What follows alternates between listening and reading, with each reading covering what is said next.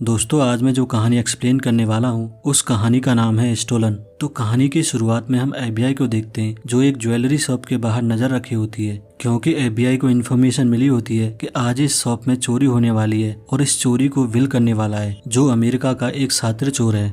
Will इतना शातिर चोर था कि कई सारी चोरियां करने के बावजूद भी वो एक भी बार नहीं पकड़ा गया था। तो एफबीआई वाले विल और उसके साथियों को पकड़ने के लिए उसके हर मूवमेंट पर नजर रखे होते हैं और उनकी बातें भी सुन रहे होते हैं। यहीं हम विल को देखते हैं जो अपने साथियों के साथ गाड़ी में बैठा होता है और अपना फेवरेट गाना सुन रहा होता है। दरअसल चोरी करने से पहले विल ये गाना जरूर सुनता है, क्योंकि विल का मानना था ये गाना उसके लिए गुड लक लाता है। लेकिन यहाँ उसका साथी विंसेंट उसे ये गाना बंद करने के लिए कहता है, क्योंकि ये गाना सुन सुनकर विंसेंट बोर हो चुका था। इसलिए विंसेंट और विल में बहस होने लगती है कि तभी हॉयट का कॉल विल को आता है। हॉयट भी विल का चौथा साथी होता है जो चोरी करने के लिए उनके साथ आया होता है। हॉयट विल को बताता है कि उसने सारे अलार्म और कैमरे बंद कर दिए हैं और अब वो लोग आराम से चोरी कर सकते हैं। इसके बाद विल गाड़ी लेकर उस टॉय शॉप पर आ जाता है जो कि उस ज्वेलरी शॉप के बगल में होती है। वहीं एफबीआई वाले भी उन पर नजर रखे होते हैं और उनको रंगे हाथ पकड़ने के लिए वेट कर रहे होते हैं। वहीं विल और विंसेंट उस टॉय शॉप में घुस जाते हैं और उसकी एक दीवार तोड़ देते हैं। उस टूटी हुई दीवार के अंदर जाने पर उन्हें एक लॉकर रूम मिलता है जिसके दरवाजे में विल ड्रिल करता है और उस दरवाजे को खोल देता है। इस वॉल्ट में इन्हें बहुत सारा कैश और सोना मिलता है, लेकिन इन लोगों का प्लान सिर्फ पैसों को चुराने का था, इसलिए वो पैसों को बैग में भरने लगते हैं। वहीं दूसरी तरफ टिम भी एफबीआई के साथ उस ज्वेलरी शॉप में पहुंच जाता है ताकि विल को रंगे हाथ पकड़ सके, लेकिन एफबीआई को वहां कुछ भी नहीं मिलता है। तो यहाँ टिम भी समझ जाता है कि उन लोगों का प्लान ज्वेलरी शॉप को लूटने का नहीं बल्कि ज्वेलरी शॉप के दूसरी तरफ बनी बैंक को लूटने का था। तो टिम जल्दी से एफबीआई को लेकर उस बैंक की तरफ जाने लगता है, लेकिन विल तब तक चोरी कर चुका था और वो बैंक से पैसा लेकर पीछे के दरवाजे से जाने लगता है। जहाँ एक आदमी उन्हें देख लेता है तो विंसेंट उसे मारने के लिए जाता है, क्योंकि वो पीछे कोई भी सबूत नहीं छोड़ना चाहता है। लेकिन विल उसे रोक लेता है और कहता है कि हम लोग चोर हैं, हत्यारे नहीं है। तो यहाँ विल और विंसेंट के बीच झगड़ा शुरू हो जाता है और गलती से गोली विंसेंट के पैर में लग जाती है। इसलिए विल विंसेंट को उठाकर गाड़ी की तरफ ले जाता है और पैसों का बैग पीछे ही छूट जाता है। तो विल पैसों को लेने के लिए वापस जाता है, लेकिन वहाँ तब तक पुलिस भी आ चुकी होती है। पुलिस को आता देख हॉयट गाड़ी लेकर वहाँ से निकल जाता है और विल को वहीं अकेला छोड़ जाता है। अब विल को पुलिस पकड़ने वाली होती है, लेकिन विल दो पुलिस वालों पर हमला कर देता है और उनकी गाड़ी लेकर वहाँ से भागने लगता है। यहाँ टिम भी अपनी यूनिट के साथ विल का पीछा करने लगता है और काफी भागदौड़ के बाद वो लोग विल को एक बेसमेंट में घेर लेते हैं। अब विल के पास बचने का कोई रास्ता नहीं होता है, तो वो अपने आप को सरेंडर कर देता है। इसके बाद एफबीआई वाले उन चुराए हुए पैसों को लेने के लिए उसकी गाड़ी की चेकिंग करने लगते हैं, लेकिन उन्हें वहाँ कुछ भी नहीं मिलता है। फिर हम 8 साल बाद का सीन देखते हैं जहाँ विल जेल से रिहा हो जाता है। विल अपने घर की तरफ जा रहा होता है कि तभी रास्ते में उसे टिम मिल जाता है। टिम उसे गाड़ी में बैठाता है और उसके घर की तरफ निकल जाता है और हम यहाँ नोटिस करते हैं कि एक टैक्सी भी टिम की गाड़ी का पीछा कर रही होती है। इसके बाद विल टिम से पूछता है कि तुमने मुझे लिफ्ट क्यों दी? तो टिम कहता है मुझे लगता है आज से तुम अपने धंधे पर फिर से लग जाओगे, क्योंकि आज से तुम आजाद पंछी हो। तो विल कहता है छोड़ दिए मैंने सारे धंधे, अंजाम थे जिनके गंदे। तो टिम कहता है मुझे पता है अब तुम बाहर आकर उन पैसों तक जरूर पहुंचोगे। अब यहाँ विल को ये भी पता चल जाता है कि विंसेंट मर चुका है, क्योंकि विल के पकड़े जाने के बाद विंसेंट के पास इतना पैसा नहीं था कि वो अपना इलाज करवा सके। इसके बाद टिम विल को उसकी एक्स वाइफ के घर पर उतार देता है। यहाँ विल अपनी बेटी एलिसन से मिलता है। एलिसन जब विल को देखती है तो उसके चेहरे पर कोई भी खुशी का भाव नहीं होता है और हमें यहाँ पता चलता है कि बाप और बेटी के बीच में कुछ भी अच्छा नहीं है। एलिसन विल से पूछती है कि वो कब रिहा हो गया है, तो विल उसे बताता है कि वो आज ही रिहा हो गया है। इसके बाद एलिसन विल को एक कुरियर देती है जो उसके नाम से आया हुआ था। इसके बाद एलिसन वहाँ से जाने लगती है तो विल उसे रोक लेता है और उससे बात करने के लिए एक होटल चला जाता है। यहाँ विल उसे एक गिफ्ट देता है और उससे बातें करने लगता है, लेकिन एलिसन उसकी किसी भी बात पर ध्यान नहीं दे रही होती है और वहाँ से उठकर चली जाती है। तो विल भी उसके पीछे पीछे आ जाता है और उससे पूछता है कि वो कहाँ जा रही है। तो वो विल को बताने लगती है कि हर ट्यूसडे वो साइकाट्रिस्ट के पास जाती है, क्योंकि विल के जाने के बाद वो मेंटली बहुत वीक हो गई थी। एलिसन वहाँ खड़ी टैक्सी बुलाती है और वहाँ से निकल जाती है और विल उसे वहाँ खड़ा देखता रह जाता है। फिर अगले सीन में हम रायली को देखते हैं जो एक बार में काम कर रही होती है, जहाँ पे कि ज्यादातर पुलिस वाले ही आते हैं। यहाँ रायली जब विल को देखती है तो खुश हो जाती है और उससे पूछती है कि वो कब रिहा हुआ था। तो विल रायली को बताता है कि वो आज ही रिहा हुआ है। अब रायली विल को सॉरी बोलती है, क्योंकि वो उससे मिलने के लिए जेल में एक बार नहीं गई होती है, और वो विल को थैंक यू भी बोलती है, क्योंकि उसने पुलिस को किसी का भी नाम बताया नहीं होता है। इसके बाद वो विंसेंट के बारे में बात कर रहे होते हैं कि तभी फोन की घंटी बजने लगती है। तो विल देखता है कि उस कोरियर में से रिंग की आवाज आ रही थी जो उसकी बेटी ने उसे दिया था। विल उस कोरियर से मोबाइल निकाल लेता है और कॉल उठा लेता है। यहाँ दूसरी तरफ कोई बीमार आदमी बात कर रहा होता है और हमें यहाँ पता चलता है कि ये आदमी कोई और नहीं बल्कि विंसेंट होता है। विंसेंट को जिंदा देखकर विल खुश हो जाता है और उससे बातें करने लगता है। विल विंसेंट से कहता है कि सब लोग तो कह रहे हैं कि तुम मर चुके हो। तो विंसेंट उसे अपनी कहानी बताने लगता है कि उसके जेल जाने के बाद उसकी जिंदगी नर्क बन गई थी। लोन वाले उसके पास आने लगे थे, तो इन चीजों से बचने के लिए उसने अपने आप को मरा साबित कर दिया है और नाम बदल कर रहने लगा है। इसके बाद वो विल से कहता है कि वो इस दिन का 8 सालों से इंतजार कर रहा था और यहाँ वो उन चुराए हुए पैसों में विल से हिस्सा मांगने लगता है। तो विल उसे बताता है कि उसके पास वो पैसे नहीं है और बताता है कि अरेस्ट होने से पहले उसने वो सारे पैसे जला दिए थे। लेकिन विंसेंट उसकी बातों पर विश्वास नहीं करता है और विल को उसका हिस्सा देने के लिए कहता है और कहता है अगर तुमने मेरे पैसे नहीं दिए तो मैं तुम्हारी बेटी को मार दूंगा, जो उसकी टैक्सी में बैठी हुई है। और हमें यहाँ पता चलता है कि जिस टैक्सी में बैठकर एलिसन निकली थी वो विंसेंट की टैक्सी होती है। विंसेंट बिल को पैसे लाने के लिए 12 घंटे का टाइम देता है और अगर वो 12 घंटे तक पैसे नहीं लाया तो वो एलिसन को मार देगा। इसके बाद विंसेंट कॉल काट देता है। अब हम यहाँ देखते हैं कि FBI भी विल पर नजर रखी हुई थी, क्योंकि FBI को लग रहा था कि विल ने सारा पैसा कहीं छुपा दिया है और उस पैसे को लेने के लिए वो जरूर जाएगा और तभी वो लोग पैसों के साथ उसे रंगे हाथ पकड़ लेंगे। अब हम विंसेंट को देखते हैं जो अपनी टैक्सी को एक अबेंडन बिल्डिंग में ले जाता है जहाँ वो कई सालों से छुपकर रह रहा था। यहाँ विंसेंट एलिसन को नशे का इंजेक्शन लगाकर बेहोश कर देता है और अपनी गाड़ी की डिग्गी में बंद कर देता है। वहीं बिल अपनी बेटी को बचाने के लिए FBI के पास जाता है और टिम को सारी बात बता देता है, लेकिन टिम उसकी बात पर विश्वास नहीं करता है क्योंकि उन्हें लग रहा होता है कि ये विल की एक चाल हो सकती है जिससे वो FBI को इधर डाइवर्ट करके पैसा लेकर वहाँ से भाग सके। विल टिम को समझाने लगता है कि विंसेंट मरा नहीं है बल्कि उसने अपने आप को मरा हुआ साबित करके सबको बेवकूफ बनाया है, लेकिन टिम उसकी एक भी बात नहीं सुनता है। इसके बाद हम विंसेंट को देखते हैं जो एलिसन को डिग्गी में बंद करके शहर में घूम रहा होता है कि तभी एक पैसेंजर आकर उसकी गाड़ी में बैठ जाता है जिसे विंसेंट मना कर रहा होता है, लेकिन वो पैसेंजर गाड़ी से नहीं उतरता है। वहीं एलिसन को भी पता चल जाता है कि गाड़ी में कोई पैसेंजर है, तो वो अपने आप को बचाने के लिए डिग्गी पीटना और चिल्लाना शुरू कर देती है, लेकिन उसकी कोशिश नाकाम होती है। तो वो गाड़ी की सीट फाड़कर हाथ निकालने की कोशिश करती है कि तभी विंसेंट गाड़ी रोक देता है और उस पैसेंजर को गाड़ी से फेंक देता है। अब यहाँ विल को भी पता चल चुका होता है कि हॉयट भी उसके साथ मिला हुआ है, तो विंसेंट का पता लगाने के लिए विल